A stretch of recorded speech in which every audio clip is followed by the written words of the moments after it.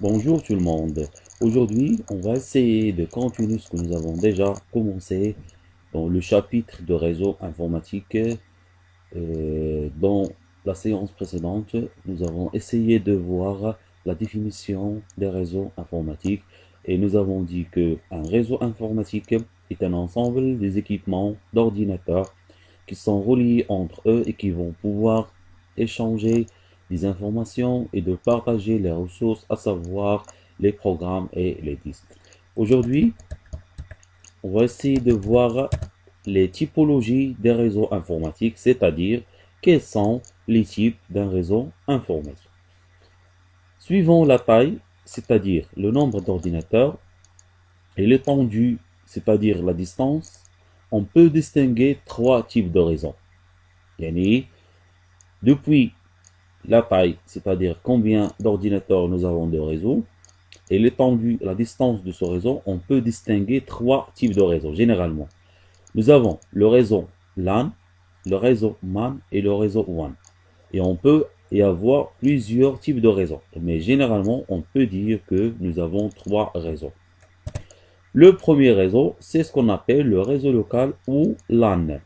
Le réseau local ou LAN, Local Area Network, c'est-à-dire l'abréviation de LAN, c'est un réseau dont l'étendue est limitée à un bâtiment. C'est-à-dire ce réseau-là, on peut y avoir dans un bâtiment, dans une entreprise, ou dans une administration, ou bien dans un cyber, etc. Donc la distance de ce réseau-là est très petite.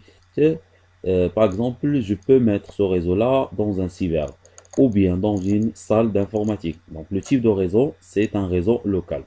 Ce type de réseau est généralement géré par un organisme unique ou bien ce qu'on appelle privé. Le réseau d'art, c'est un réseau privé, c'est-à-dire les éléments, les gens qui sont à l'extérieur, ils ne peuvent pas accéder à ce réseau-là. Tout simplement, pourquoi? Parce que c'est un réseau privé.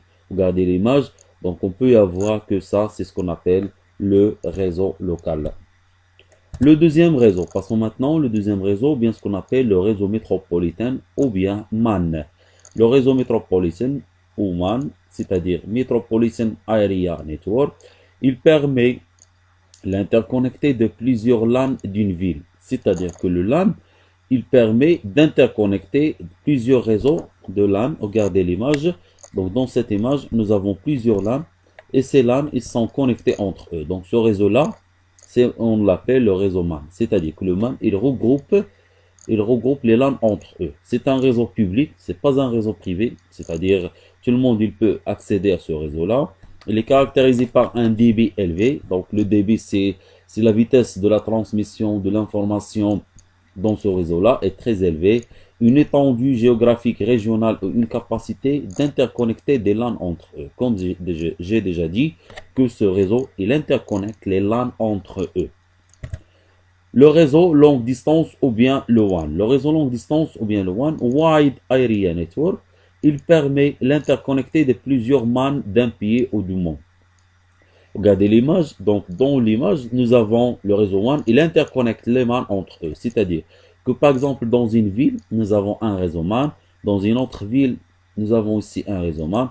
Et le réseau qui regroupe les deux réseaux, on l'appelle le réseau WAN. Même, il interconnecte les pays entre eux. Donc, ce réseau-là, il permet d'interconnecter les MAN entre eux. Donc, nous avons trois types.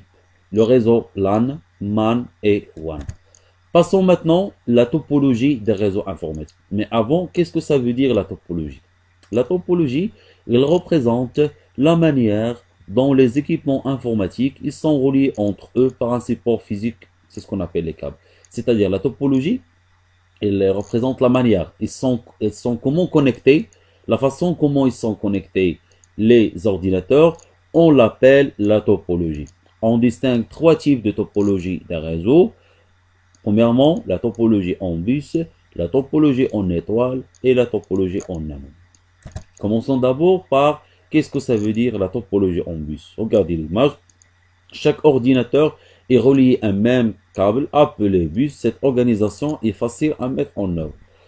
Dans cette topologie-là, les ordinateurs, tous les ordinateurs, bien toutes les machines, ils sont connectés à un support physique et les ordinateurs peuvent échanger des informations depuis ces câbles-là. C'est pour cela qu'on l'appelle la topologie en bus. B. La topologie en étoile. Regardez l'image. Tous les ordinateurs ils sont reliés entre eux par un matériel appelé hub. C'est-à-dire nous avons un matériel qu'on appelle le hub ou bien switch. On va voir qu'est-ce que ça veut dire le hub et le switch. Et ces ordinateurs, bien ces machines, ils sont connectés à ce hub-là. Il s'agit d'une boîte comprenant de jonctions auxquelles on peut connecter les câbles en provenance des ordinateurs. Le hub a pour rôle d'assurer la communication entre les jonctions. Cette topologie forme ce qu'on appelle une étoile. Donc les ordinateurs, ils sont connectés à ce hub-là. Donc ça, c'est la topologie en étoile. C. La topologie en nano. Dans une topologie en nano, chaque ordinateur est relié à un autre de façon de former un nano. C'est-à-dire, des ordinateurs, ils forment un nano comme un cercle et chacun aura son tour pour communiquer de l'information. Donc la différence entre la topologie en nano et la topologie en bus, c'est la même chose. La différence, c'est que la topologie en nano, elle forme un cercle. Et l'information passe par les ordinateurs. Le problème de cette topologie, c'est que chaque ordinateur, il peut attendre son tour pour qu'il puisse envoyer de l'information. Tout simplement pourquoi? Parce qu'ils partagent le même câble.